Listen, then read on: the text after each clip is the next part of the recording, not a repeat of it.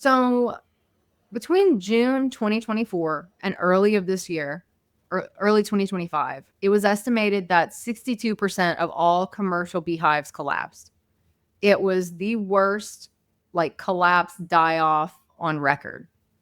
Something like 1.6 million hives. Welcome to the QBC podcast, where we explore new paradigms in health and science that have a meaningful impact on our day-to-day lives. I'm your host, Meredith Oak, a curious coach and mom.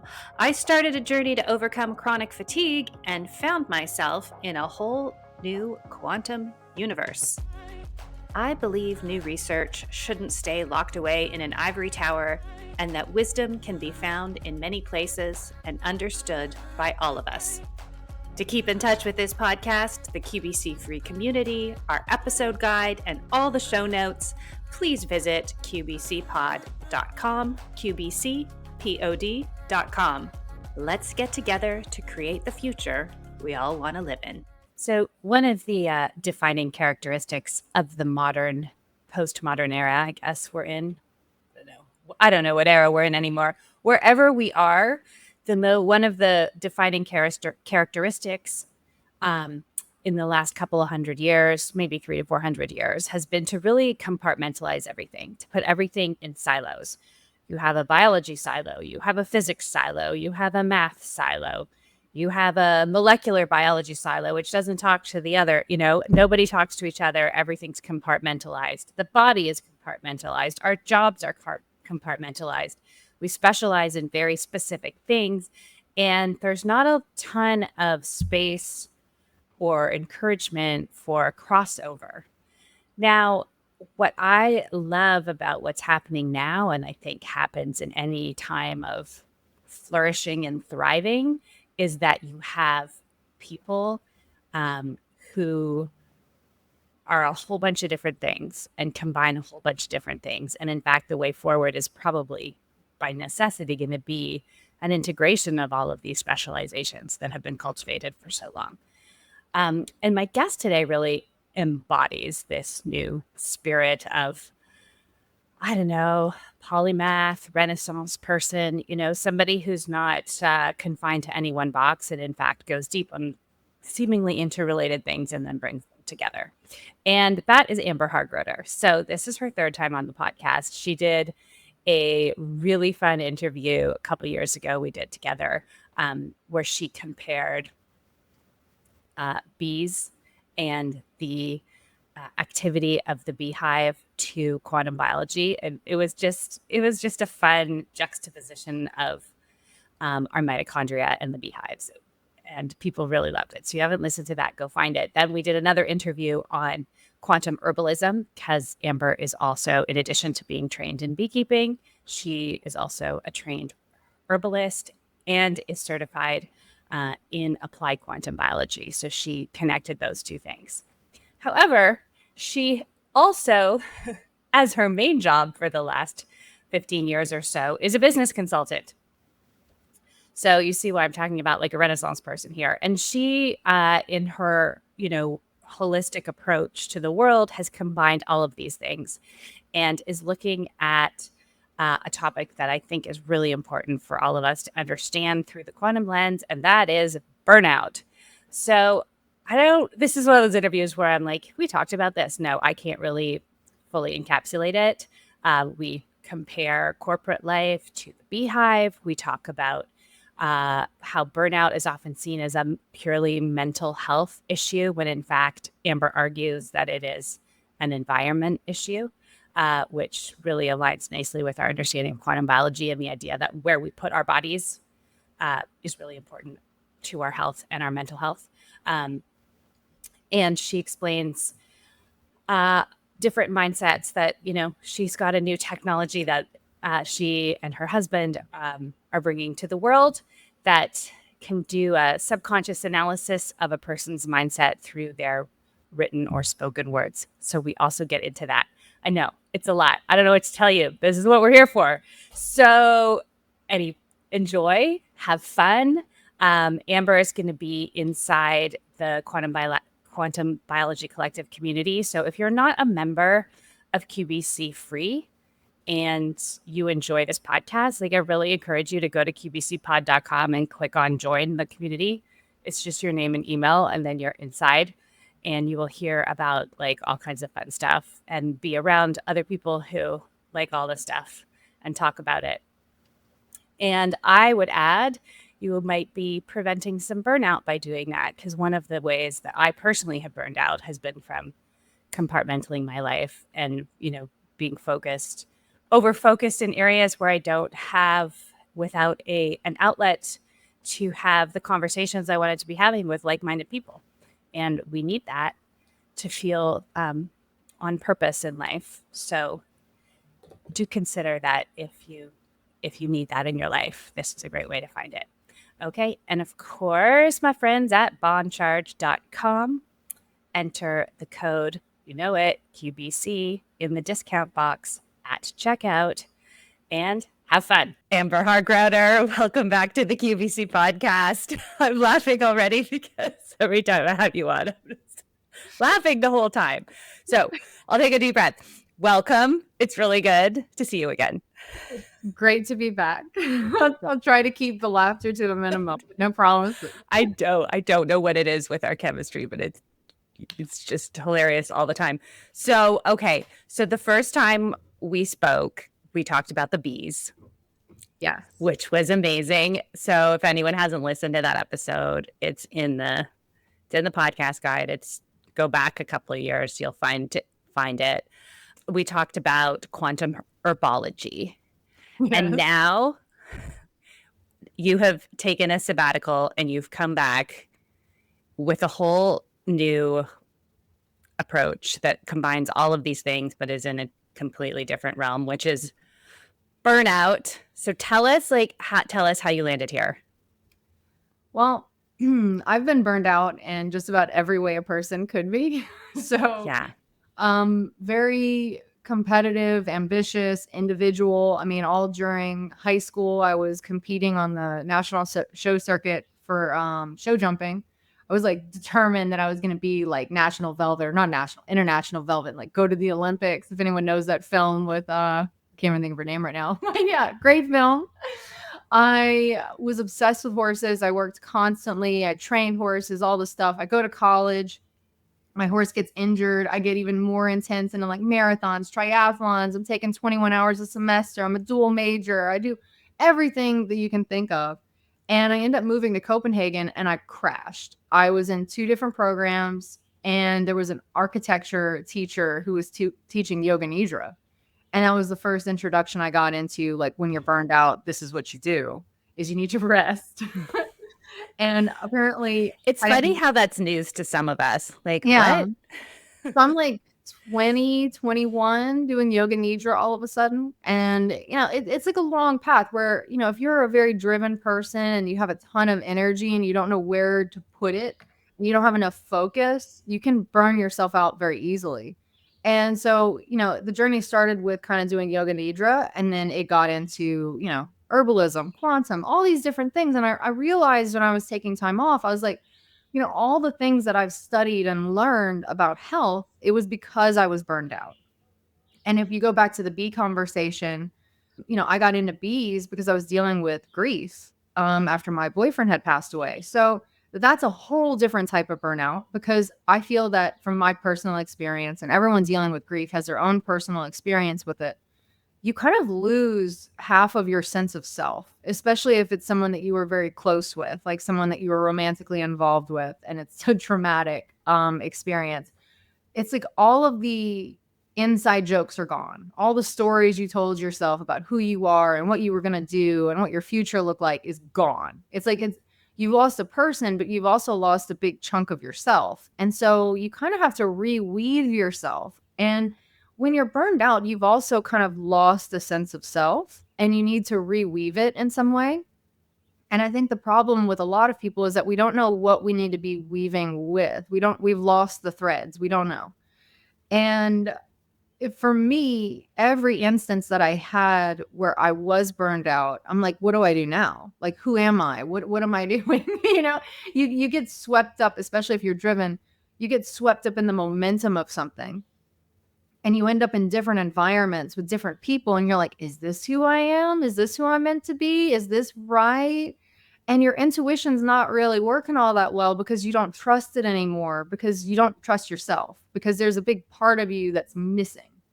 And that was a big revelation for me in this last time that I was burned out. So, in addition to having a practice and having clients and teaching herbalism and speaking at events, I also was a full-time business consultant. So I'm commuting from Louisiana to Minnesota. I'm going all over the country. I'm, going into the most dysfunctional work environments possible. And you see people who are self-medicating with alcohol, with drugs, with nicotine, with coffee. You're drinking 20 cups of coffee a day. And there's a mentality, especially in the startup world, that you have to literally kill yourself for the purpose of the company or the startup. Like, it's burn the candle at both ends, just get it done, knock it out. And that's a mentality that really destroys the human spirit in a lot of ways. And so I'm coming out of these types of environments and I'm sitting down with myself and I'm like, there's got to be a better way to do this. Like, at no point when I was burned out did I think I need to go see a therapist or I need to go get on an SSRI. It was more just like, I'm just so tired. And I think that was just the phrase I kept saying. Like, I mean, my mother would be like, what do you have to be tired about? She's like, you're too young to be tired. I'm like, I'm just so tired. And when I had my own company in Chicago, I had a friend who was like, you realize you talk about death a lot. And this was like 15 years ago or something. But I was like, oh my God, I do. And it's like, because you're so desperate for something, it's kind of seeping out in your language and then your habits where you're like, something needs to change, but you can't quite put your finger on it. And so what we basically created is a way to put a finger on it and be like, this is it. This is what you need to change. This is what the problem is. And to kind of turn down all the noise and give you a clear signal as to this is the direction to go. This is who you are. This is what you should be doing. And with that comes a lot of measuring invisible things. And, I never really thought, as an intuitive person, you kind of feel the invisible, like your structured waters, like sending signals. And you're like, I don't know if I'm picking up on this code, but you kind of sense it. Like, I remember I went into this one company and the first all hands meeting, I was like, oh my God, this is a cult. I have to get the hell out of here. Like, this is bad. And I'm like, whoa, whoa, whoa, wait, just calm down. I don't know that yet. Maybe my intuition's wrong. You start justifying it. You're like, no, it's a good paycheck. Like, I'm going to stay here. It's going to be okay. I can fix it. And once you get the type of report, you realize, whoa, no, this cannot be fixed. I got to get out of here or it's going to destroy me. And I think that's kind of the big realization with burnout is that 9 times out of 10, it might not be a mental health issue. It's an environmental one. And quantum world, we deal with invisible things in our environment a lot. We study them, EMFs, what water are you drinking, grounding. Like, you can't really see the effects of grounding. I mean, unless you go get like the scans or something, but we're working with invisible metrics. And so I now have another way to measure the invisible that is kind of like measuring what your water already knows. And we're validating your intuition. And I think that's a really cool thing. That is really cool. And when you say validating what your water already knows, you mean our structured water in our bodies? Right. So, I mean, if our water, we're always talking about how our structured water in our bodies, our cellular water is constantly paying attention. It's constantly measuring our environment, our reactions. Every time you talk to an individual, like you and I have this giggly chemistry. Like, every person that you interact with, it's like a chemical equation. And we're trying to balance it subconsciously. And your water is picking up on signals that are maybe like, ooh, is this right? Like, our intuition at its most basic definition is the recognition of patterns. And when we look at the work with, Veda Austin or Emoto or whatever, all this crystallized structure in water is a pattern. And so if your intuition lives in that structured water and your mitochondria are picking up on all these things and they're like, what's going on? Like, there's also things about the people that you're interacting with that, there's that quote, like, human beings are like the only people that'll like go into danger because they want to be nice. Like, serial killers say, like, well, the women were easy targets because they didn't want to be rude. Like, Yeah. but your intuition is like, this is dangerous. And you're like, no, your brain is like, no, it's fine. Just go. You're being Yeah. ridiculous. And so I wanted a way to measure, am I being ridiculous? Is it me? Am I crazy? And it turns out most of the time you're not crazy. You're just in a bad environment. And it's just as bad and detrimental for your health as EMFs or bad lighting. It's just as bad for your mitochondria Yes. to constantly be walking on eggshells or like scanning the room for any shifts or changes. Like, don't call on me, don't pick on me. Like, oh my God, like that's Yeah. very bad for your health. And you get this tension where you're just like, oh, no, no, no, no, no. Like, and if you get used to that tension long enough, you break down. So that's a long story. Yeah, no, and this is so fascinating because it's like the approach to burnout, is a similar approach to any health issue from a quantum biologic standpoint, which is like, what is the environment you're putting yourself in? What is the environment you're putting your biology in? Whereas a more traditional approach is like, what are you putting in your body? What are you eating? We'll put supplements, we'll put food in there, which is a path, but you also need the path of what is surrounding you, what are you interacting with? And so you're now expanding that into the burnout.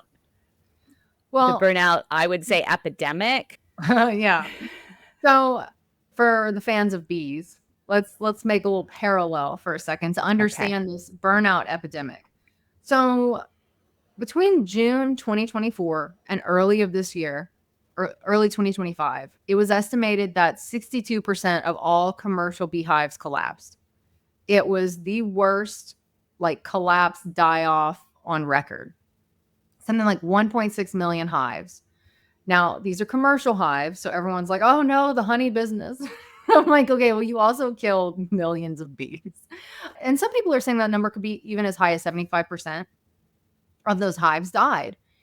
And I'm thinking about this and I'm like, okay, well, I know that the commercial hives are weaker for many reasons that we've discussed in our previous podcast. But what's kind of crazy is at the same time all these bees are dying, we also have anywhere between 60 to 80% of working professionals are completely burned out. Or if they don't want to admit to burnout, it's like, I have some symptoms of burnout. Yeah. So you've got these two things that are collapsing. You've got young people entering the workforce who are completely zapped already. And you've got all these bees dying. And it's kind of like, okay, well, what's the commonality here? So what is the commonality here, Amber? I love talking to you. We're very excited to hear it. What's the pattern? What's the pattern between burned out office workers and dead bees? I mean, at least I know you're gonna tell us, so I'm not mocking you.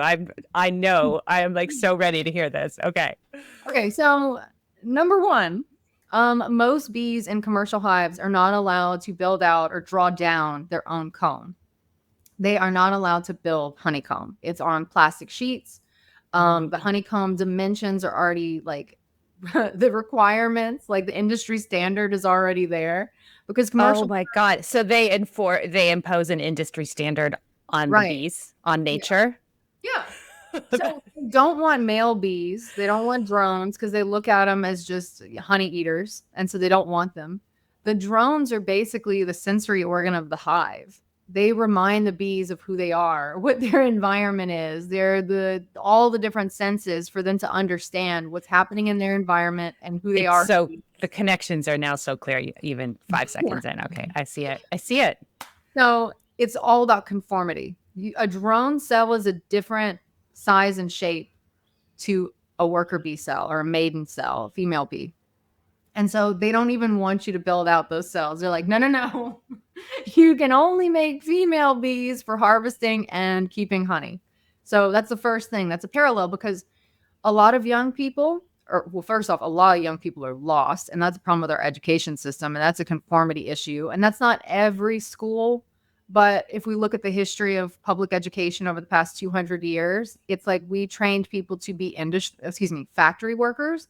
So raise your hand, don't think outside the box, don't be creative, do the multiple choice test, which is the test for the lower orders for lower order thinking. We're not inviting people to be creative. And as we enter this technological age with all of its uncertainty and questions, the people who will thrive are the creative ones. But we've taken away the creative impulse. So you've got all these people who are completely void of creativity, which creativity is, I mean, it's everything. I mean, it's a sexual energy, it's a productive energy, it's something that it's generating the new. And right now, there's a lot of people in the tech space who are complaining that there's no innovation. There's just sustaining innovation. It's just like, oh, we'll just change. Like, look at Apple. We'll just change this one little thing. We'll take away one more port. It's innovation. It's like, no. Tim Cook is not Steve Jobs at all. No. So that's an example. We're not allowing people to build things. We're just putting them in little pods, and we're like, just do what we told you to do, which is what the education system has trained them for. If you look at the parallels between what a public school looks like and a prison looks like, and then you look at a corporate office, it's like the same thing. And so you've got these people who are actively protecting the status quo. And that's not even to mention that bees in the wild prefer circular shapes. They live in trees. They don't live in boxes. There is no straight line in nature, and there's certainly no straight line in a bee comb. They like to build in curves for ventilation. If you look at natural comb, it's usually it has curvatures to it. They're very creative all on their own. They build to fill the space. They build for what suits them, but they cannot do that in a commercial hive. So they're already kind of like zombie bees to begin with. They don't remember what it is to be a bee. They're just living in these little boxes and rectangles on comb that has been predetermined with wax that is usually full of chemicals and pesticides, or it's plastic, which that's a petroleum product. Like, that is not something that bees would encounter on their own. So that's the first problem. This is why humans and bees are burned out. Okay, that's number one. We've already talked about killing the drones, but what that basically tells humans is don't trust your intuition. Don't trust your personal experiences. Jacqueline Freeman, in her book, The Song of Increase, which I'm a huge fan of, we've talked about it previously, she talks about how the drones like sing to the baby bees, like the larvae and the pips. And I hope I don't call the dog. That's her name. It sings to the baby bees to tell them the story of what it means to be a bee. Does anyone remember a story of what it means to be human? Were you told that story growing up? I mean, it just kind of like everybody's so negative. Like, to be human is hard. And it's like, no, to be human is to be creative. I mean, the example I often give, which probably isn't a fair example, but it's like Mozart was extremely creative, but so is the prisoner who makes a shiv or hooch is very creative. Crazy ends of the spectrum, but you've got this creative impulse that is an innately human thing, and that's being squashed. So we're killing the drones, and we're killing our creative sensory, like, pleasure organs to some degree. Like, I mean, there's great pride to be taken in making something with your hands, or making art just to make art, not because it's got to make a profit, or funnel money for the CIA. You can just make art. So that's number two. Number three, and this is the most, I want to use the word egregious, but I hate that word, but it just feels that way. In commercial beekeeping, they constantly kill the queen. They are of the opinion that you have to have a new queen bee every year. So they kill her.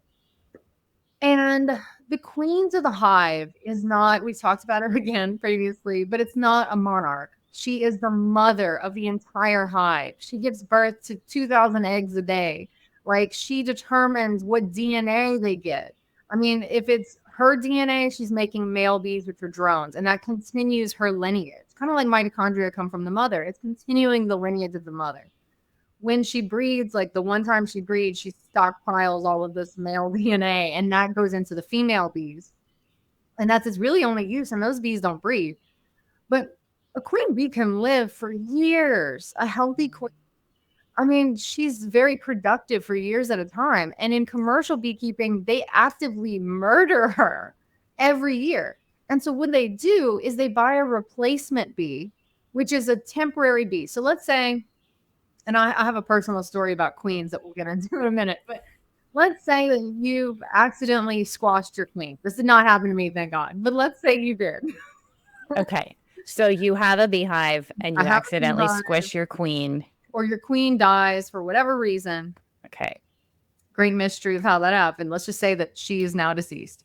Okay. You're going to have chaos in the hive. So if I'm in that position and I'm like, I need a queen stat, there are two things I can do. I can order a temporary queen to put into the hive to like calm them down and hopefully they accept her.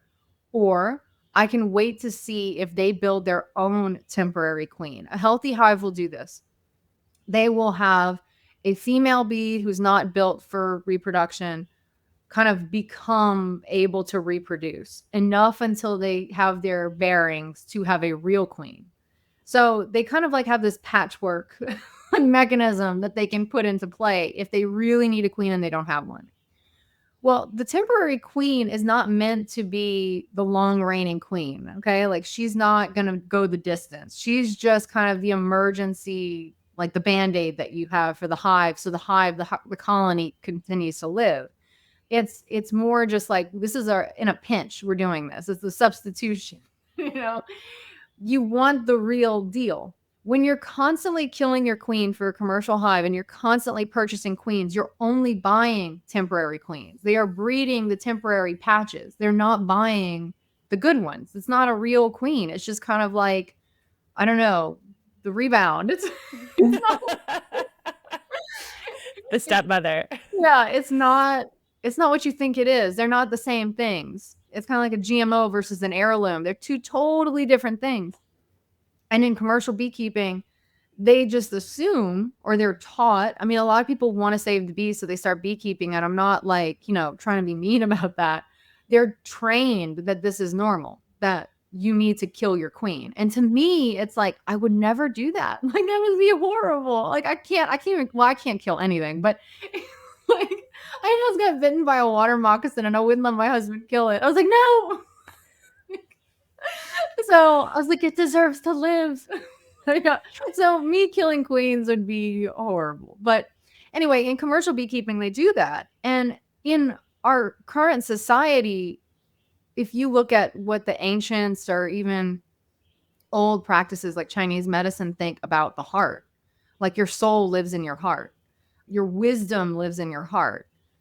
We're crushing that in our society, the way that the systems are built. We're crushing that queen energy within ourselves. And so we're going for like quick dopamine hits or like quick bursts of happiness. It's like a sugar high, but we're not actually finding our true purpose, and we're not finding that wholeness within ourselves that the queen brings to the hive. We have effectively crushed it. And in a lot of cases it gets crushed at a very young age. It's like, I mean, my family kind of tried to crush it. They were like, "Stop being weird." And I'm like, "You know what? I'm gonna be weird even more." But a lot of people, they just aren't given a chance. It's very difficult in our society because anybody who's weird is seen as a threat to the status quo to some degree. Maybe it's just at a micro level. And so we're like, no, no, no, just be this temporary thing and just follow trends. And instead of being like whole within yourself and feeling this flow of a higher awareness of self within. And that causes a lot of chaos. If you kill the queen, a hive goes into chaos. They don't have anything grounding them or centering them. I mean, everything in the hive is based on scent of the queen. They all know where she is at any given point in time. And like they feel the vibration of her existence on the comb. I mean, the comb is like their fascia. So it's kind of like they know what's going on. It's a major communication medium. When they don't have that heart energy in the hive, it's just like they get violent, they get chaotic. The sound in the hive gets very high pitched. They warn her. And so it's kind of like the idea that that's not a necessary part of a beehive or a person is something that drives a lot of misery and collapse because you don't have that connection to self. You don't have that higher energy, like keeping you together and keeping you in harmony within the self. So that's another example. Then in commercial beekeeping, it's a lot of chemical use, unnatural materials. We've talked about already the rectangles and the plastic, all that, but They use a lot of chemicals to treat the hives because there's mites, or, in the South, we have hive beetles, which I don't know, we're not going to get into hive beetles, but they are the devil. But, but, yeah, you've got all of these chemicals that we're using. And kind of like what I mentioned in the startup world or in a lot of companies, it's like, do whatever you need to do to your physical structure to get through, get it done. To keep going, to push through, hustle, hustle, hustle, hustle. And that's not including the lighting environment, the EMFs you're bathed in, the terrible food they feed you. A lot of corporations, they're like, oh, you're burned out? Here's some donuts. Here's some here's some Domino's pizza. I'm like, really? Like, I don't think this is going to help. Can I have a vegetable? But so that's the other thing. And then commercial hives are constantly moving. So, with all of this colony collapse, if you've got a toddler right now, I really feel for you, because this is going to affect the prices of your raspberries. But they're constantly moving these hives to pollinate monoculture crops or monocrops. So the bees are only eating almonds every day for weeks on end, or they're only eating, pollen from berries for months at a time. Where a hive in nature, they would fly around to all different. They would Right. There's a lot have of access to a variety of right. Bees are flowers. Bees are like the original herbalists. Like, they know how to heal themselves. But if you keep moving them, they have no map of the landscape. And let's go back to the fact that bees in nature live in hollowed out tree trunks. They don't like to be near the ground. They like to be in one insulated, roundish shape. They're tree creatures. They're not earth creatures. Very much earth and sun, or excuse me, air and sun is more their energetics. But in our situation, we have these dysfunctional work environments. It's the equivalent of moving hives around the country to, to pollinate a single crop. So we've got these dysfunctional environments, and it's making people like hate business in general. It's making people anti-capitalist, and there's a whole, there's a lot of things we could break down about that. But a lot of people who are practicing practitioners, whether you're an herbalist, a health coach, whatever, that is inherently capitalistic because you're not doing it for free more often than not. But when we get into these dysfunctional environments, we think it's having a business that is inherently the problem. It's not having a business. It's having a dysfunctional business that makes you miserable and is the problem. It's corruption. It's, different types of personalities. I mean, surprisingly, not a lot of CEOs are narcissistic. But we do have a lot of like dictator type CEOs, like, or people in companies that make you miserable. You've got obstructionists who you might have a good idea and they just say no to everything. Like, these little things in micro doses, in quantum, we talk about like a microdose can make a world of difference for your health. Like, not microdosing psilocybin, microdosing nature can make a big difference. Like changing your light bulbs, turning your Wi-Fi off at night. Like, these little changes, going out to get morning light, they make a huge difference in your quality of life and your health. But on the flip side, that's also true for negativity. If you've got a lot of micro doses of nonsense in your working environment, that takes a significant toll on your health. And so all of these things kind of come together where, if we want to go back to that metaphor of every cell is a beehive and every mitochondria is a bee, you are an ecosystem of hives. You are a great hive. And we can take that all the way up to, the entire world is a hive. You can take that all the way up. And the vibration is off. And so real quick, the story I'm going to tell you about my queen situation. So again, bees do not like to follow directions. They will do what they want. And I am a bee-centric beekeeper, so I let my bees draw down their own comb. I'm not in it for honey production. Although I do buy honey from other beekeepers, but I'm studying bees. I'm working with bees. Like, I have a relationship with my bees. That's more important to me than a business in this situation.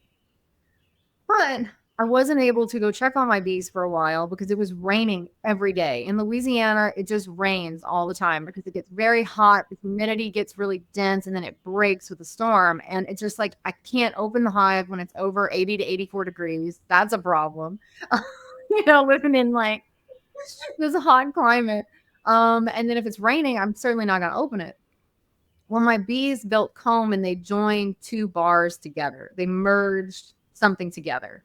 And they merged it at the bottom, not at the top. So when I went to pull the bars apart, I didn't realize I had a cross comb situation. I started like surgically trying to separate them so I can see what's going on, and comb collapsed into the hive.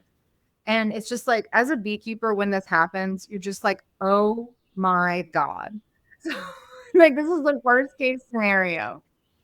And so I'm getting this comb out of the hive because I can't leave it in there. And I realized there was brood at the bottom of that honeycomb, and I can't find the queen. And if there's brood right there, that means my queen was laying eggs. So I'm like, oh my God, where is my queen?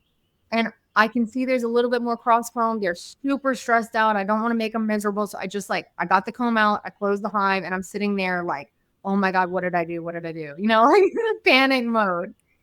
And so I realized, well, I can go sit and listen to their sound and see if they have that high screech morning noise. And then I realized I can record this with my phone and study the sound waves using AI. So I put my phone in Oh, the hive. so cool. Okay. I put my phone on the hive, which I know that's in your maps and all that. It was very, Yeah, it's very fine. short burst It's just for a minute. And I recorded the sound of the hive. And I did this every day for a couple of days to let them recover from this. I didn't want to open the hive and cause chaos again. So I just kept recording the sound and measuring their vibrations. And I realized, okay, this hive still has a queen. Like, based just on the vibration, they're okay. And I just kept going back and sitting with them and like listening. And it's like, okay, we're good. We're good. And sure enough, I just saw her like 2 days ago. She's fine. She's laying eggs. We're good. Well, that really panicked me. But I had to measure something that was invisible to the eye because I couldn't open the box. And I think that's really to round this all out. What I'm doing with burnout today is effectively a hive check without opening the hive. I'm checking the vibration of the hive based off of your language. So based off of the sound that you're making, and the words that you're using. And that I think has actually turned out to be very accurate in a very strange way. So Yes. Yes. Okay. So to bring this back full circle, sorry. this is just so amazing. I mean, it's so cool. So I'm just going to explain for everyone listening. So Amber reached out and she's like, I'm working on burnout. I'm like, okay. And she sent me some questions. She said, write stream of consciousness answers. Don't think about it. They were not multiple choice. They were very simple questions. What's your favorite this? What's your favorite that? Things like that. And I wrote just a few paragraphs. It took me, I don't know, 5 or 7 minutes. And I sent them back to Amber. And I was kind of like, what's happening? She's like, I have this thing. And anyway, so then you sent me back this report that described me quite well, actually. And I showed it to other people. They're like, oh yeah, totally. You should work on that. Because it has like the upsides, the downsides, the areas of weakness. So just to explain to people. So that's what happened. And then I gave it to some of my coaching clients that I just gave them the questions and I told them to answer stream of consciousness, same thing. And then they sent you their responses and you put their stuff into your magic. Yeah. Be inspired mathematic linguistic algorithm that conjured out of the ether these insanely accurate profiles. So I just wanted to explain that so that this is like what's happening. This is what Amber is working on. So yeah, take it from there. Yeah. So what basically happened is that I had known this abstract mathematician for like a decade, and we had reconnected, and he been building the software for like 15 years. And his whole thing was he wanted to remove dysfunction from companies. And he'd been he was CEO of Spider Oak, if anybody knows what that company is. It's like need to know technology. It was like encrypted stuff. He's got code in space. He's like this really talented mathematician programmer. And we had kind of fallen out of contact with each other because both of his parents had been diagnosed with Alzheimer's at the exact same time. And so he spent 10 years taking care of his parents while he was building this program. And we reconnected. Sorry to interrupt you just for a sec, because what I'm hearing is that sort of life circumstances pulled him out of that day-to-day hustle that you were talking about, and he just spent all his free time being creative with his genius. Right. Pretty much. Okay. I mean, in the spare moments, I mean, from the stories that I've heard, I mean, dealing with double Alzheimer's is a grueling process. And I wasn't involved Yeah, with any of that. that's So really intense. yeah, But he somehow managed in that time so his to goal be creative. his goal was basically to do something for himself. And that was like his personal time. And I think that's another area of burnout that we don't talk about enough. And I certainly didn't mention it earlier in my list of burnout, is caregivers. You get burned out because, especially when you're dealing with someone who's, you know, terminally ill, or, you know, just dealing with someone who has like a really nasty flu or COVID or something, you can burn yourself out taking care of other people instead of taking care of yourself. And I know in the instances where I have been a caregiver, it's like you don't think about eating, you don't think about sleep. It's you're running off of adrenaline. And for the period of time that you're running on that adrenaline, you don't realize the deficit that you're building. And then when it finally reaches a conclusion of some kind, good or bad, it's kind of like a slinky going down the stairs. It all just catches up with you so fast. And you just feel like slammed against the wall and you're like, what happened? And if that experience does end in loss, then you go through the grief process, which we've already discussed. But it is a form of burnout because you're running off of your reserves, like your mineral reserves, your fat reserves. You know, you're running off of your emergency stash of life. And when you go through that and you burn through it, it's like, how do you even start regenerating that? Like, where do you go? You've hit the bottom. And so for him, he was taking care of his parents and he was building the software, and we reconnected, and he's like, I'd like to run you. And I gave him like 3,000 words of text, and he gave me a report on myself, and it was really good, but it was also kind of bad, and I think that's the beauty of these reports is, for me, I was very results oriented, which we've kind of already discussed. Like anyone who's very driven has kind of like that fire energy where you just like go, go, go. You're prone to burnout. But I also had a really high holistic score. Like I was like this close to Rupert Sheldrake. I was like, oh, I want to go for that more.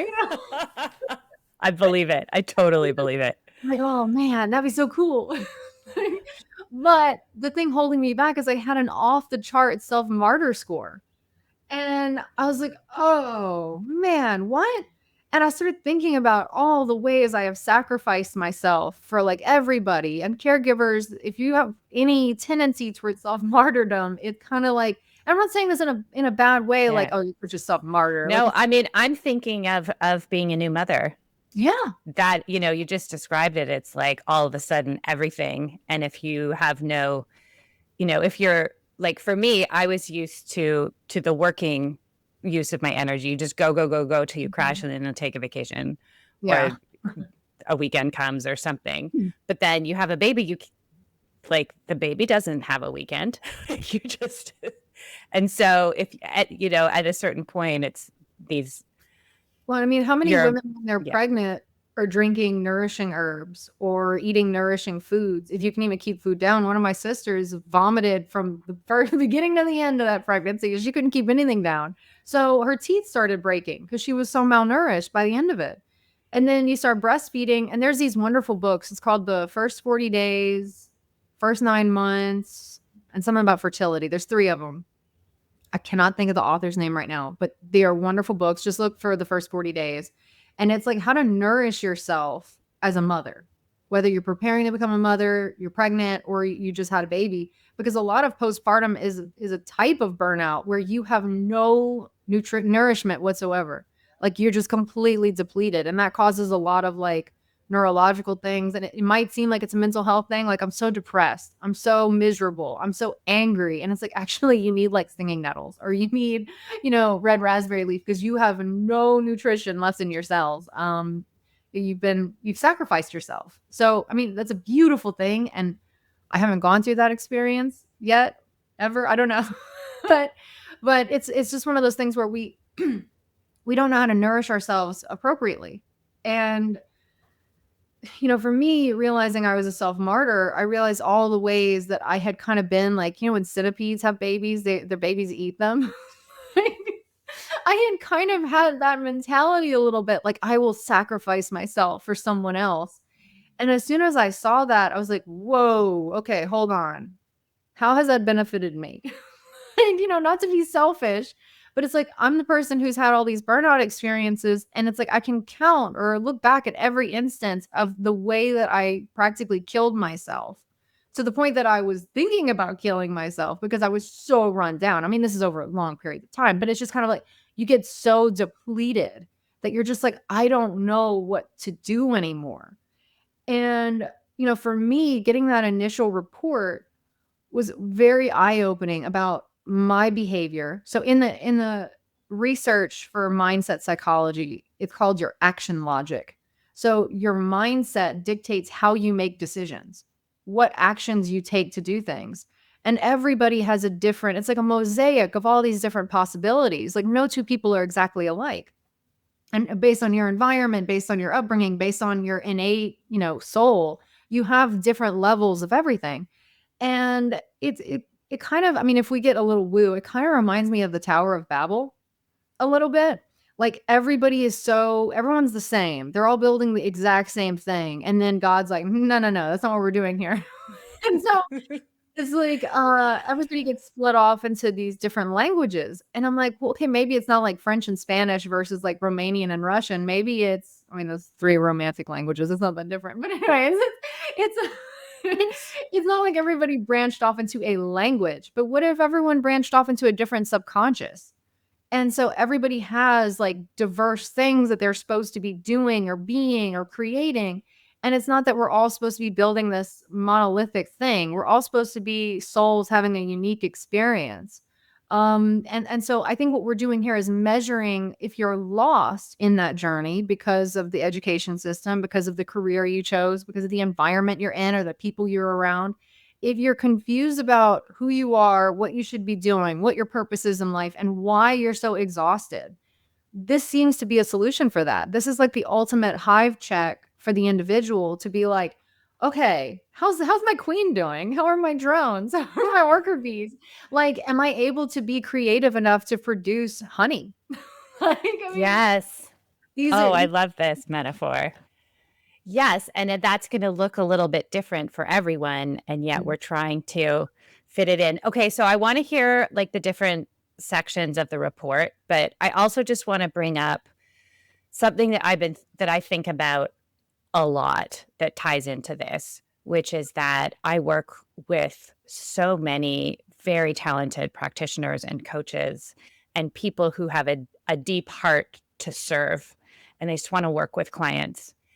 And yet, in our current setup, society wise, as you were mentioning before, for most of them, the only way to do that is to run a business, which is not necessarily something that they are oriented to. Some people have that like kind of business part of them and they just step into it, but a lot of them don't. So I'm curious, right? Like you can be living your purpose in terms of, being a holistic health coach or being a naturopath or whatever it is in terms of what you do. But then you have to devote all this energy to building a business structure around it. And I'm just curious what your thoughts are on that in terms of causing burnout. Well, this is where my background as a business consultant really comes into play. So, right now the report is geared towards more corporate people. So you might have noticed that in some of the language. It's like, it's not a good idea for you to work with these types of people because they're going to burn you out for various reasons. And, there's different types of a burnout situation. So you can have the physical burnout situation, which is like you're just physically, you're running yourself ragged. Or, cops, people working in healthcare, people who have to work night shifts and their circadian rhythm is off, like by a lot. Those people will burn out. And there's a reason why a lot of like law enforcement don't stay in law enforcement all the way to retirement. Like think about it. You're working night shifts every 2 weeks or so, you're surrounded by EMFs. It's like a fight or flight situation every night, like long periods of time, followed by huge adrenaline spikes. I mean, that'll Yeah. burn you out. You're And being called into situations with the absolute worst yeah. behavior society has to offer. Oh, absolutely. And, I've worked with a lot of law enforcement and, like, people in the ICAC division, which is Internet Crimes Against Children, like, they Okay. see horrible things. So that burns them out. So, that's one aspect of burnout is that the state of what your job requires you to do can burn you out just by the nature of it. Or the way that, you don't want cops. I mean, I don't wanna say I don't want law enforcement to not follow their circadian rhythm, but if there's an emergency at 3 in the morning, do you want them to be like, "Sorry, we're sleeping?" You know, Yeah. like, it's part of the sacrifice that has to be made, but okay, physical. So that can affect a business owner or a freelancer, absolutely, because if you don't set boundaries and you've got clients messaging you, this can happen in corporate, this can happen when you have your own business, but if you don't understand how you best operate, and especially for female entrepreneurs or female founders, maybe look at how your cycle works, because if you know when you're going to be on your bleed, you probably shouldn't be seeing clients during that time. You should just rest, like push everything to the front of the cycle or the middle of the cycle, like not then. So you can't have kind of control, but if you have a lot of empathy, chances are you're not going to want to tell people no, or you're not going to want to have those structures or boundaries because your impulse is to help people. And look, when I first got my very first report, my empathy was like crazy high. And I was like, whoa, whoa, whoa, that's too much empathy. This needs to be dialed down. I got to be a little meaner. I can't, I'm bleeding here. So, I mean, physically, if you don't set boundaries for your own well being as a business owner, then you're going to burn yourself out. So, that's the first thing. If you're in a dysfunctional environment, it could be inherently dysfunctional or it could just be dysfunctional for you. Yeah. So, if you work in a company and these are all people you're just not in the right spot, you're not in the right job, you're not working with the right people, like that'll burn you out. It doesn't mean that those people are all crazy and you're the only sane person. It's just you're kind of like, you know, I don't know, like the alligator hanging out with the ducks. Like you're not the Yeah. same species.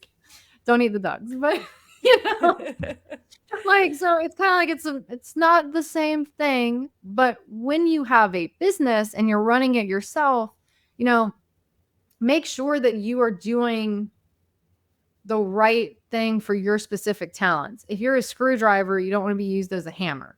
So you maybe could be used as one in a pinch. But, that if you set up your business in a way that you're like, I think this is what I should be doing. This is working for other people. I'll just do this one thing. That'll Yeah. burn you out. And I mean, I can speak from personal experience about that because when I first opened my practice, I kind of positioned myself as a generalist. I'm like, okay, come to me with your biggest problems that cannot be solved and I will solve them, right? Turns out a lot of these problems you either can't solve because they won't change or like there's a reason why it's an unsolved problem. Like maybe there's something that's been missed, but I really set myself up to fail in that regard because I was like, come to me with your biggest problems. And I found myself pouring through herbalism texts and anything I could think of to try to find these solutions to obscure problems. When really it's like that wasn't necessarily in my wheelhouse. So if you are running a business as a practitioner, make sure that you're actually doing something that's sustainable for you, that's going to give you energy as opposed to deplete it. And the most important thing, and we talk about this, so my husband and I now have a company called Stealth Dog Labs, and all of the reports are run through Stealth Dog Labs, but that's for the enterprise side. That's for companies. My offer, my clarity call is for individuals. But when we look at different companies and the dysfunction that they have, a lot of times you're talking to the wrong customer. So we call it the A+ customer, the customer that you love working with. Like it's a pleasure to talk to them. They get you. You're on the same wavelength. What you recommend works. Like they actually do. Yeah. They're a good fit for you. Right. Because that's true. That would be another big source of burnout if you're continuously working with clients. To use your metaphor, you're trying to coach ducks and you're an alligator. You should probably be coaching alligators. Yeah. Okay. But the language on your website is going to attract certain types of people. It's not going to attract your dream client. If your dream client is a result systems thinker, okay? So there's 7 core mindsets. There's tons of personality traits, which really make this very complicated. But the core mindsets that we measure are opportunistic people. So these are like sales people. Like they're always looking for an opportunity. They're really good in a bind because they'll find a solution really quickly. Yeah, there's a quote, but I don't want to use Bill Gates. No, scratch that. But opportunistic people, that's one. So these are people that are just kind of go-getters. And they're really good at just like finding quick solutions. They're not the deepest thinkers, but they're very action oriented. You have disciplined people. You're going to find a lot of these in healthcare. They're really good at following the rules, but they're really good also at keeping teams together. So they want harmony within teams. They want to make sure everybody's on the same page. We're all working together. But the problem with that, kind of the downside of it, is they can also, in my experience and working with companies, they can protect narcissists. They don't want to believe that a lethal narcissist who is destroying the team is a bad person. They don't want to believe that. And so you can bring them all the evidence in the world and like, no, we're a team. We're a family, like you got to take the good with the bad. And so that would be a downside of discipline. But discipline is a reason why the trains run on time. We have electricity. Our internet works. Our engineers, they're disciplined. They get things done in a different way. They're very steady. Good foundation to build on. You've got your experts. These are the people that the downside would be they nitpick you to death. But they're also invaluable as very highly niche consultants. These are people who know the nitty-gritty of some obscure thing that, if you're really in a bind with that specific thing, you call them in. Like, that's them. But they can be kind of grizzly. They're gruff. Then you have results-oriented people. If it's not balanced with empathy, a results person will just run you into the ground because the goal and the achievement is everything. But people like Jamie Dimon are highly results oriented. Elon Musk is very results oriented. They want to get things done. You don't temper that a little bit with some other aspects of a mindset, it can get kind of bad. But a results oriented person will burn themselves out just because they're like, go, go, go. Just get this off my plate. And then instead of resting, they put something else on their plate. Kind of an example. Then we have empathy. Empathy, a lot of people in the healthcare space are very empathetic. That's why you get into it. You want to help people. You're like, I know I can help people. I can be of service. The problem with empathy is they are food for narcissists. Like, they just attract them like crazy. They can burn themselves out because even though they have empathy for everybody else, they don't necessarily have empathy for themselves. And so they don't take care of themselves.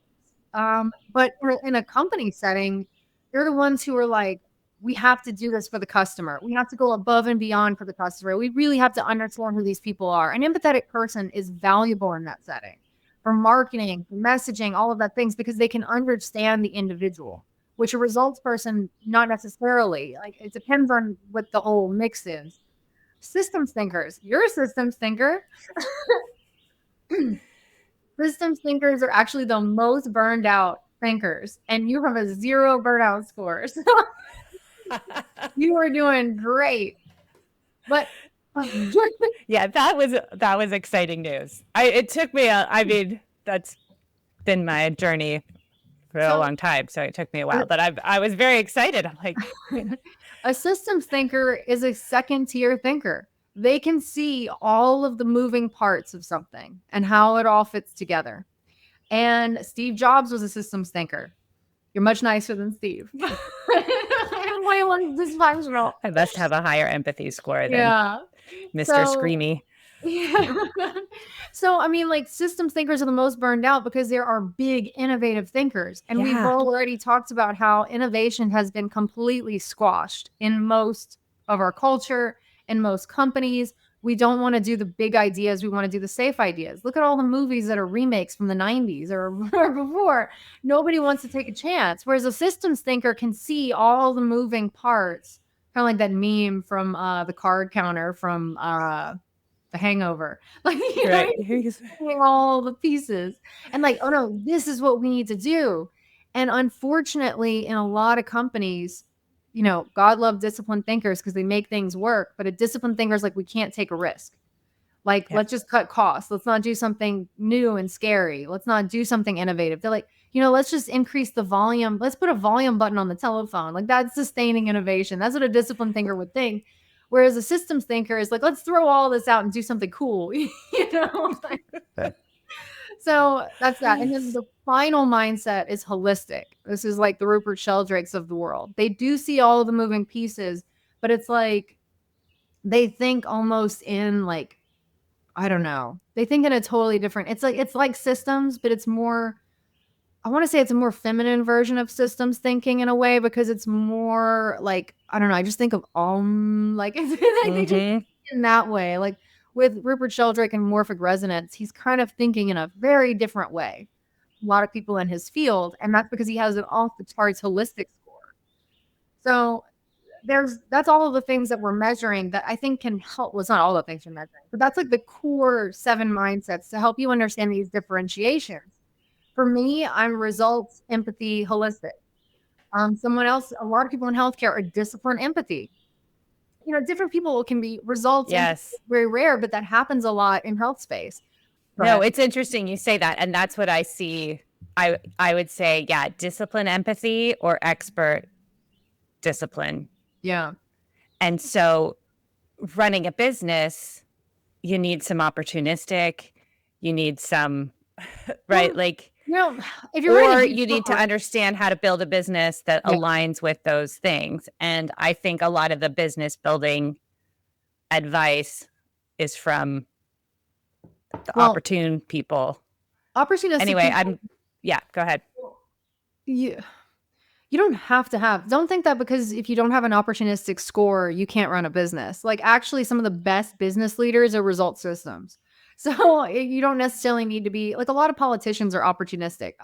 They are selling something, but I think you also need to actually produce what you promised, which politicians aren't in sales for that reason. They just need one vote every couple of years. They don't need. I guess that's what I'm trying to get at though, is like, you have to be in sales a little bit. Or you could just, and there's a big aversion to it. Or you could, yeah. So yeah, this is an issue that I really want to solve. So it's hurting people. They're not, they're not able to support themselves. I see it over and over. What I would say is first understand what your mindset is. Then understand the mindset of your A+ customer. So if your customer has high empathy and you have high empathy, but your language was written by AI and AI has a disciplined mindset, nobody's connecting. If you just like, I got this badass prompt, I'm gonna put it in ChatGPT, I'm gonna throw some compute at it, it's gonna solve all of my problems. Like, no, no, sorry. AI has a mindset of a disciplined expert individual. So any copy that you generate from ChatGPT, or Grok might be a little bit more snarky, but anything that you generate from AI is not going to match the psychology of your customer. Now, we do that through Stealth Dog Labs. We can generate an LLM that works with that psychology. But the thing is to understand, who am I talking to? What do they need? This is like the basics of business that, because it's invisible, it's really hard to quantify. So who is my customer? Where do they hang out? What are they saying? What language do they use? What problems do they have? And what do they want? And like oftentimes the way that people talk about their problems isn't their real problem. That's just the coding on the problem.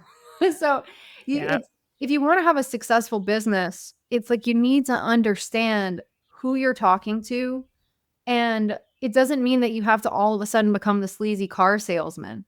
Like you don't have to be, I'm not trying to like shit all over opportunistic people. They serve a purpose, especially in a corporation. But if you're just running a consulting business, really understand what your purpose is. Understand your vision. Focus on what you need to focus on for your target customer. And then communicate with them in a way that resonates. And that sounds so easy, but I can understand why people struggle with it. Like, I mean, even with me. So I've been a professional copywriter for 15 years. I've written copy for everything from like luxury brands to unfortunately, politicians to nonprofits. I mean, I've run the gamut. Okay, I've sold like shoes and people, like not people. No, that sounds bad. Not human trafficking. Scratch that. You know, thought leaders. It's a type of sales. I was trained by one copywriter. Uh, one major one was a major influence for me.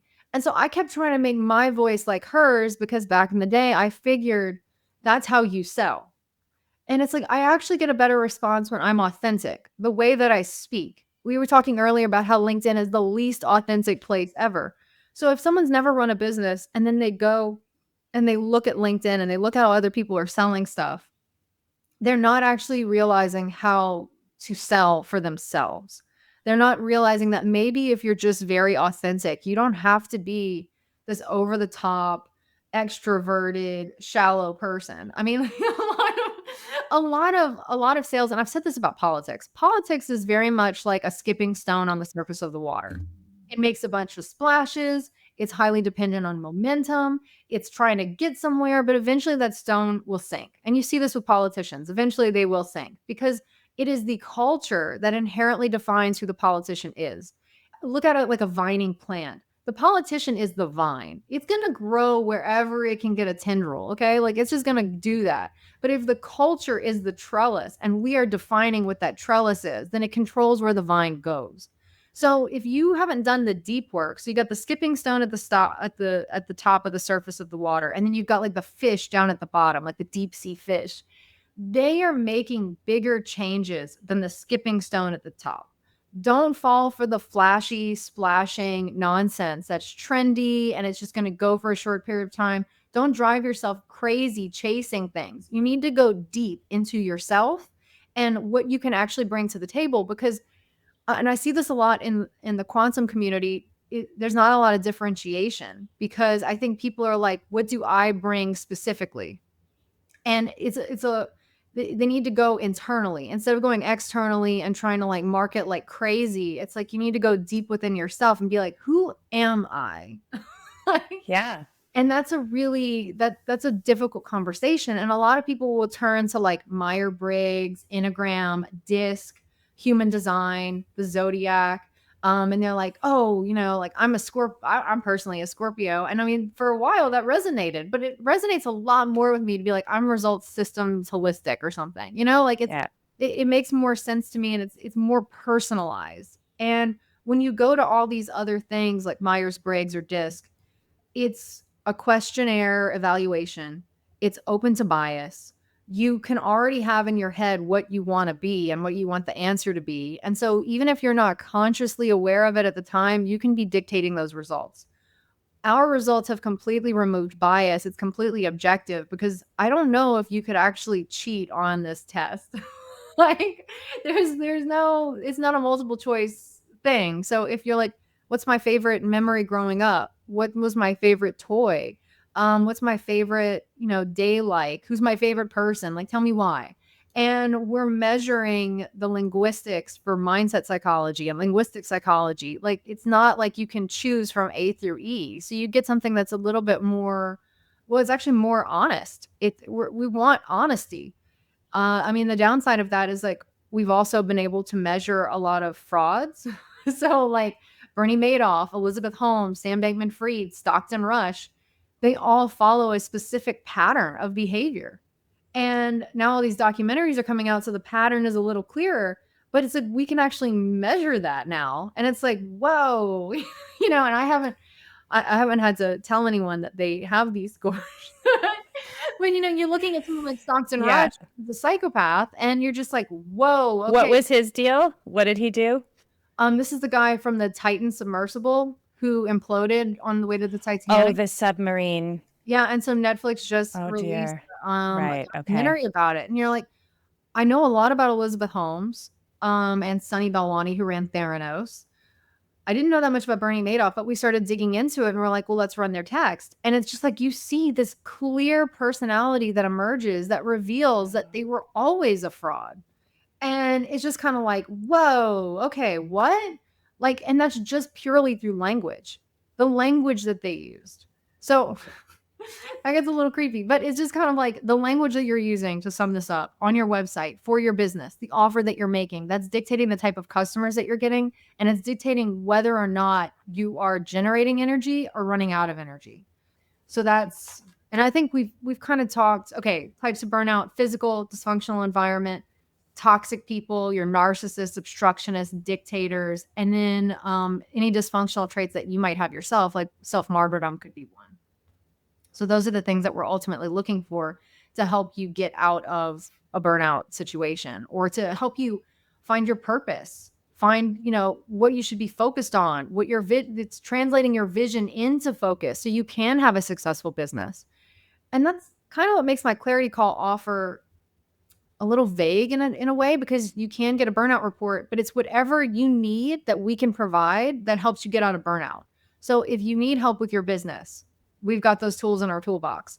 If you want help with your physical health, I do tongue evaluation and connect you with herbal allies. Like, it's truly a holistic offer in the sense that everything is inherently connected when it comes to your health, environment, diet, your thoughts, your workout routine. And when I get on platforms like X or Instagram and everyone's like, everybody needs to be on carnivore, everybody needs creatine, everybody needs turmeric. And then you see the stories like this woman's liver is in failure because she OD'd on turmeric. And I'm just like, oh my God, like, not everybody.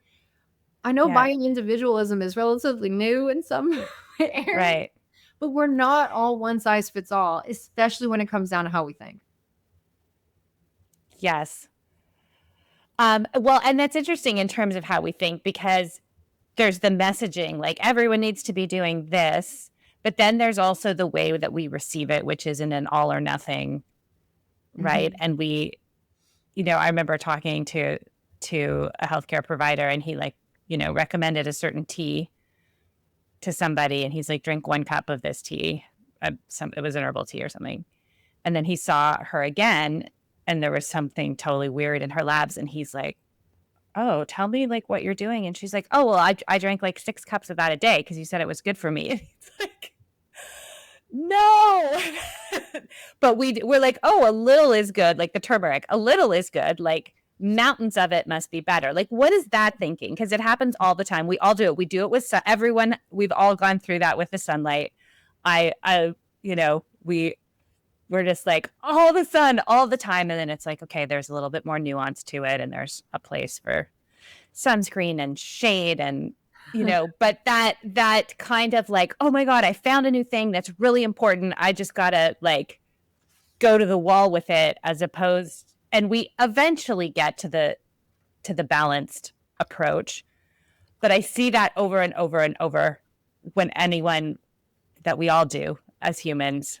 Mm-hmm.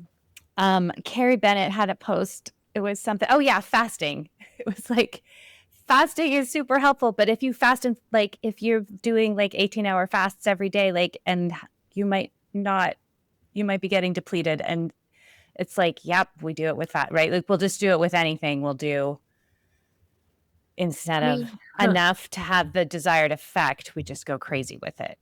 Yeah. I mean, there's a lot of aspects to that. I think there's one part of us is that we're so hungry for whatever is missing. We don't know. Again, it goes back to invisible things. So, I married someone who spent his life measuring invisible things, and I'm like, okay, let's measure them together, Right? And what happened is we kind of merged all of my knowledge with all of his programming knowledge, and we wanted to help people fix this problem, because you'll see this even in companies. They're like, we have to go all Jaguar. Jaguar is a perfect example. They just destroyed their brand.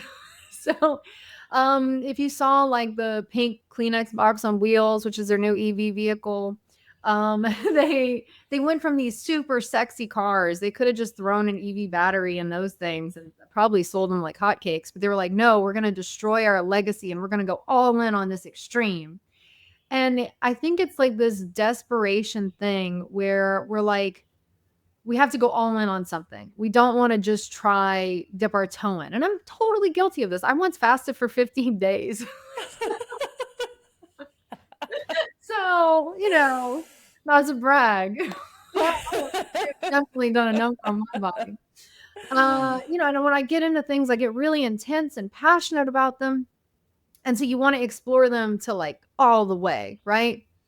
Now with herbs, I don't agree with everything. The initial herbalist I studied with, I don't agree with her on a lot of things, but I will say that her program was great because it introduced you to herbs one at a time for 30 days. And what you did was we meet once a month and we'd have like 3 infusions of three different plants, and we'd sit and we'd meditate with each one. And you could tell which one your body actually wanted based just on that. Like you could do like nettles, oat straw, burdock, and you do 3 infusions, quart-sized jars, and you just sit with them with your eyes closed and you just drink them slowly and be like, how does this make me feel? And I think what's happening is we've lost that sensory element of the hive. We have lost our ability to understand ourselves and how we respond to things. And because there's so much going on in our environments, whether you're doom scrolling on social media or you're working at a dysfunctional company, like so much is being thrown at you. I mean, I don't watch television, but it's like I go to my parents' house and the TV's on. I'm like, whoa, like there's so many ads just flying at me. And then the news is so bright and everybody's all airbrushed. And I'm just like, I can't handle this, Yeah. And they're telling you with such authority how terrible it is. Yeah. So, and there's a system to that. I don't want people to think that in order to be in business, you have to be a sleazy salesperson. And not all opportunistic people are sleazy salesperson. I should say that too. Yeah. No, they're great. We need them. Everybody has a role to play. I've had my life changed by opportunistic people who are willing to put their offer in front of me until I realized I needed it. Like I appreciate that. Everybody, it's an ecosystem. I mean, I'm like, I don't watch TV, and I'm like, oh, here's another Netflix show with like the Shark Whisperer that I just watched, which I'm like, that's insane. But at the same time, I'm like, okay, yeah, predators are important for the ocean. So shocker, things are there for a reason. People's mindsets and personality traits are there for a reason.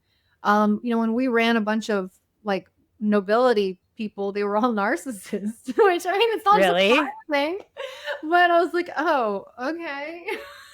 Did you run the current royal family of? Yeah, we went through like Princess Diana's letters that we found. She was Camilla Park about Bowles. Bowles, yeah. Bowles, but that's not right.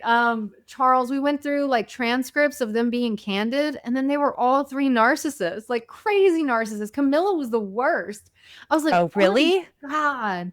And then now I feel like super gossipy, but the worst person in our system, we thought it was Madonna. And then Neil Gaiman came in, and there's this whole sex scandal going on. So there's this podcast called The Master. Highly recommend it. It's crazy. He has like done horrible things to young girls. Like some of this stuff, I'm still Neil Gaiman. And there's a lawsuit now. And he had hired this girl. His wife was in on it. They would bring in these young girls to serve as babysitters, but they never paid them. And he was like sexually abusing them. And they had no money to get away. And so on The Master, there's this like call where it's him speaking, and it's not him like polished or anything. And we ran that, and like he's a horrible person. Like he's actually the most dangerous person in our system, I think. And wow, we were talking about cults before this started, but it's like he grew up in Scientology and was like a major player in Scientology for a long time. And it's just kind of like, I used to love his books, like some of his books. And like, I didn't realize, I never read Sandman, but it's like Calliope, the muse, is being held captive and raped all the time and being forced to call someone master. And that's actually Neil Gaiman. Like, he's not the hero. He's the bad guy. Like, God. That was shocking for me. I don't even remember my point anymore. Now I'm going on to gossip. Well, it's also, it's so intriguing and compelling that we reveal ourselves through our language to this extent. Mm-hmm. Right? Like, as I was explaining to the audience earlier, I just wrote some paragraphs and you sent back all of this information about me. So it's like we are showing the world who we are all the time. And you talk about measuring the invisible. We get, I have a bad vibe with this person, or that, if when we pay attention to our intuition, we know, but we're also giving voice to it, is what I hear you saying with this tool that you and your husband have developed. Like, Yeah. The sim I mean, language in itself is a symbol, and the words that we choose are expressions of who we are, and we're revealing ourselves whenever we use it. So, I mean, there was a lot of fear about data. When Elon Musk went into Doge, everyone's like, he's going to steal data. And I don't think people understand how much data they bleed out every day. This podcast is providing data on me. you know, um, every social media post, every Yelp review, every LinkedIn, whatever, it's telling people who you are. It's telling you are revealing who you are through language. And I think inherently from your intuition, if you're listening to your intuition and paying attention to it, you actually can tell who people are at the jump. It just, we always convince ourselves that we're wrong. And that goes back to our cultural conditioning in which we're not allowed to really have an opinion on things. I mean, think about a young kid who probably picks up on good people, bad people, scary people, whatever. And we lose that sense of like I keep saying intuition, but we lose that spidey sense like so young because it's not important in a system built on rote memorization and multiple choice tests. So you're not meant to be intuitive, you're not meant to be creative, and so we lose this innately human quality about ourselves. And that's why when people drink a tea, if you are in tune with yourself, you will realize you don't need to drink that 6 times a day. Your body will be repulsed by it, but we're like, I gotta do it. Yeah. Like, bottoms up. Like, My doctor said this was good for me, so I'll just do yeah. like 10 times what the recommended dose. I mean, one great example of this is during the pandemic, people couldn't get ivermectin and hydroxychloroquine, so they were like, well, I'm going to drink wormwood tea. Wormwood is the most bitter tea in the Materia Medica. There's a demon named after it in the Bible. It is extremely bitter. Oh, isn't that the Harry Potter rat? Maybe. I don't know. Wait, is there My daughter is Wormwood is the name of the rat? That's the bad guy Yeah. who ratted out Harry's parents and then turned Yeah. into a rat. I didn't know that. J.K. Rowling, very crafty. Okay. So language. when you work with wormwood as a tincture, and it'll get rid of really bitter memories, is what one of the signatures of wormwood. The dose is 1 drop on the tongue per day. And I ran into this woman who, she knew I was an herbalist, and she came up to me so excited because she was making herself drink multiple cups of wormwood tea a day. And I was like, whoa, okay, stop that. Like, okay, sour flavor, yeah. Bitter flavors, they get your gastrointestinal juices going, right? So they help with digestion. Sour flavors benefit the liver, but you don't want so much sour that you hurt your liver. But it's just kind of like, if you're drinking all of this wormwood, what are you doing to your body? Like, and I think during the pandemic, it was peak crazy. And people were so desperate for anything. And I think that's to kind of circle back. Why do people go to these extremes? And I think it's because they don't think they have any other option, and they're hungry for something. They don't know what it is. And so they keep thinking, well, my doctor told me this. If I just like overdo it, I'll get twice the benefit. And it's like, sometimes more isn't always better. It's just more. Like, and actually there's a diminishing law of returns at play here. So, and the other issue is the sunk fallacy, the sunk cost fallacy, is that people are like, well, I've already spent all this money on all these herbs. I've already spent all this money on this doctor. I've already spent all this time and energy on it. I can't stop. And it's like, listen to your body. Like, listen to the hum of the internal hive. Is this good or bad? Because chances are, if you're already forcing yourself to do something, it's bad.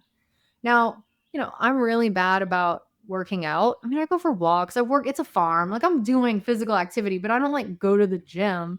But I don't like believe that I have to punish myself. Like, I'm like, oh, I got to go to the gym and like work out for 3 hours and do the sauna and all these extreme things. Like, I know from experience that's going to end bad.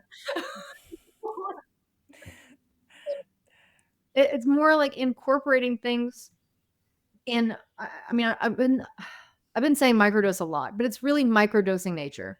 If you're going to work with an herb, maybe only do it for 30 days. Do it as a simple, do 1 cup. You don't have to overdo it.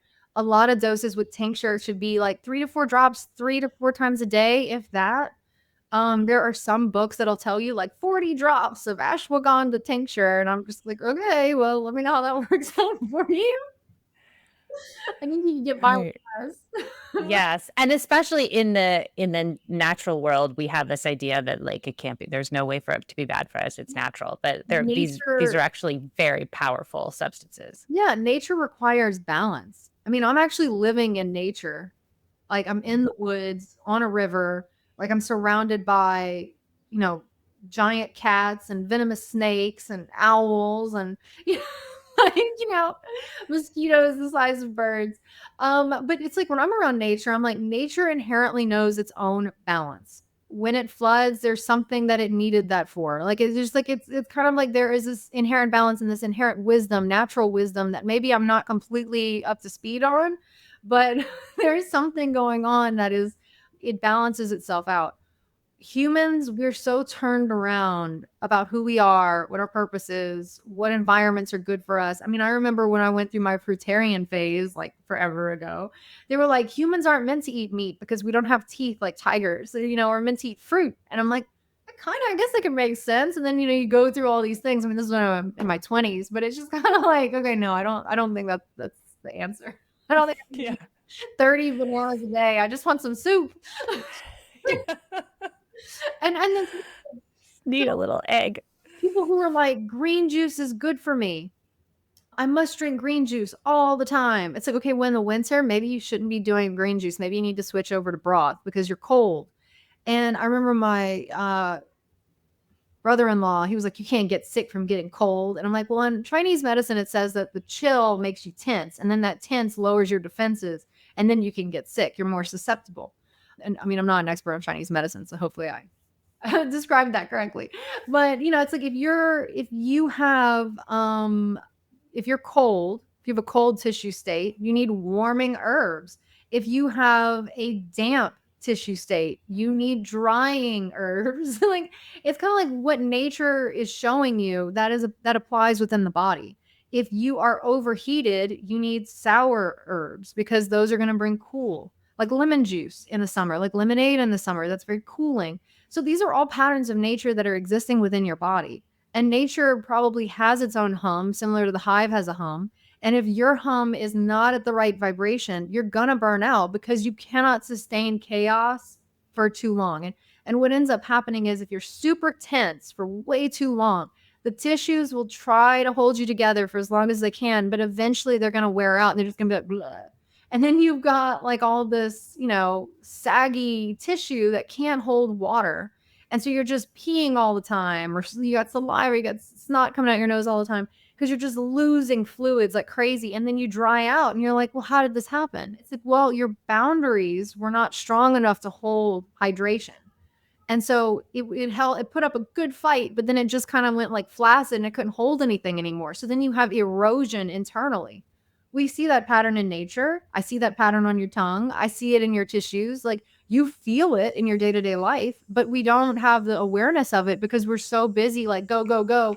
I got to eat all this ground beef. I got to do this. I got to drink matcha tea. I got you know, all these things. And so you're so much in your head, you're not in your body at all. So you could be drinking a tea that's good for you and you wouldn't even notice because you're so up here. La la la la la. Yeah. Yeah. No, and we make it a mental exercise, collecting information, acting on the information. Am I doing all the things? We see other people doing something else. Should I be doing that? Well, and that's the one thing humans have that AI doesn't have, at least right now, is discernment. Like we need to focus in on our discernment. And that comes from experience. Like human beings are, as a species, as a historical lineage, we understand what the poisonous mushroom is versus the good mushroom. You know, there's all this built into, you know, our human selves, this discernment of what's good versus bad, what things should be grouped together, what things should not be grouped together. And we use that for creative purposes. And we're meant to live with the rhythms of the earth, not to just constantly be on one setting. And the reason why everyone's so scared that AI is going to replace humans is because we have devolved into believing that we are machines and that if you just put a bunch of like, you know, shilajit in it, it's going to magically work. It's just like, no, it's not so much about the supplements, it's about the lifestyle. And if you don't understand who you are and the role that you play within your own life, then you're going to get burned out. And that's really the thing that I'm trying to bring to people, is to understand who you are, what your purpose is, like what makes you happy. What are the things that you can get lost in? And it might be going back to something, like thinking back to who you were when you were 10. But it could be, you can build a business off of that. People have built businesses off of far worse. But Yes. And I think that's back to that business point. That is the key of it. And it's what I really try to encourage people to do and understand they can do, is to build a business that yeah. works for them individually and not necessarily to make it like someone else's. Yeah. So how do people find you and participate in this magic? So the website is amberhargroeder.com. If you are looking for, like, if you have like a small business, like a coaching business, we can still help you through amberhargroeder.com. If you're a major corporation like Starbucks or something, you need to go to stealthdog.com. Okay. And so your self, what's the word you're saying? Stealth, as in like SELF? STEALTH dog. Oh, stealth. Okay, sorry, I was hearing self. No. Stealthdog.com. It has a little stealth dog. lavender on Okay. it. You'll see that. But so stealth dog is for enterprise level. AmberHargroeder.com would be for individuals and small businesses. Individuals who are looking to fix their burnout, or even if you need help with your coaching business or with your practitioner business, like just trying to understand like what copy you should be using, what your focus should be, like trying to really hone in on that so that you can make your vision a reality by like knowing what the path is for you. So you're not so much wandering in the dark anymore. But we did say we were going to go to the woo level. Do you have time for Yes. that? So I wanted to make sure we got your info out there. And then, I wanted to end on your best holistic mindset view of all of it. So one of the things I was doing, because people will probably notice who have been following me. You can also follow me on Instagram at Amber Hargroeder. I'm going to be on there more. I'm trying to get involved with X. We'll see how that goes, but I am there if you want to follow me. And I guess if I can stomach it, I'll be on LinkedIn. But here's my thing. I had reached a burnout level, which is kind of why this report ended up happening, because I was trying to understand what is it about me that gets me burned out. And so we ended up making this report. But I was also at the time going through a year-long training in dream work and dream interpretation. So we're going to... Of course you were. Weird. So I'm doing all of this work and with dreams. And that's another thing in the clarity call. If people want dream interpretation, that's something you could just add on. It's like a fun bonus. It's not like a requirement, but I do know how to do it now. So, I guess I should practice. but I started doing all this work with the hypnogenic state. And a lot of really brilliant people in the past have used the hypnogenic state to solve problems. I know like the way the DNA looks was like a hypnogenic state realization. But I was working in this state and I came to this conclusion on how I had this like vision, so to speak, this dream about how to raise consciousness. And I feel like it kind of ties back into the bees a little bit. But there's this story about how like there's this grid of light, like the entire earth has this overarching grid and it's like a power system. And everybody, like people who reach certain levels of enlightenment, hold down that light on that grid. And so they kind of produce the energy that keeps this whole, Tesla called it a realm, but keeps everything kind of functioning. And I tied this into the chakras. So everyone has these energy centers within their body, and how they spin or if they're blocked dictates how much energy you have. It's your access to your enlightenment levels, or access to enlightenment, so the higher enlightenment.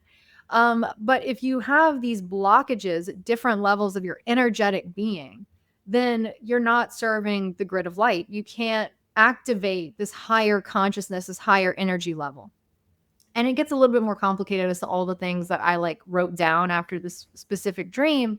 But I was like, okay, well, the answer to really healing yourself is to increase your spin, increase that spin of your chakras and move the blockages from it. And I think that's kind of another element of why grounding works so well is you're taking in energy from the earth. But if your energetic system is out of whack, then you're kind of blocking energy from getting where it needs to go. And I used to do Vipassana meditation a lot, and I'd go to those retreats. And I remember there was this quote. They were like, if you're chasing nirvana, you're going the wrong way. Like, That's great. you're constantly chasing the top, the crown chakra, and you're constantly chasing, I want to have this powerful brain, this powerful consciousness. You're going in the opposite direction. What it is you have to go deeper into the self, deeper into the root, and it stems naturally from the root. So you're getting rid of all the blockages, and then you're taking in energy from the earth to connect with the energy above, the higher, and you want that system to be clear. And it's that spin that ultimately activates this grid of light and brings everyone to a higher level of consciousness, is that every individual needs to focus on themselves. Like if you want to save the earth or you want to save humanity, it's not about forming a nonprofit. It's not about, I don't know, getting rid of, I mean, I think we should get rid of plastic in the oceans, but that's mostly commercial fishing.